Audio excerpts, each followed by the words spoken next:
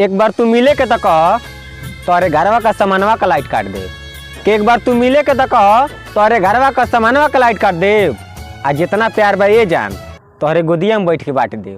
का रे कौनो नेता के रैली निकलल बा का जे भैंसा लेकर तुरैल बड़ा सा? तोरे नाम अनुमान है रे हजार बाप के एगो औलाद। थोड़ा इज्जत से नाम ले यार, तकलीफ होला। काली हनुमान ना, हनुमान प्रसाद जादव, जादव जी। पता है सस्ती चीज और घटिया लोग शुरू में ही अच्छे लगते हैं।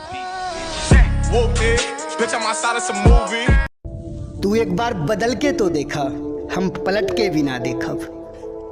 कह रहे तू एक बार बदल के तो देखा, हम पलट के भी ना देखब।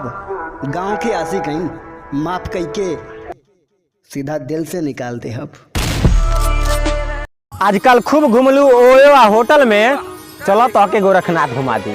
कि आजकल खूब घुमलू ओयोआ होटल में, चलो गोरखनाथ घुमा दी। आ ओसे मन ना भरे तो बोला करे जा गोरखपुर के तोके नौका बिहार घुमा दी। न ज्यादा गोर न ज्यादा करिया बस तनी सा सावर बाड़ी। कि न ज्यादा गोर न ज्यादा करिया बस तनी सा सावर बाड़ी। और दिल में भूकंप आ जाला जब नथुनी पहन के कोचिंग जाली। जब भी कोनो नया नंबर से कॉल आवेला, कि अरे जब भी कोनो नया नंबर से कॉल आवेला तो सबसे पहले तुम्हारी ख्याल आवेला, तुम्हारी ख्याल आवेला।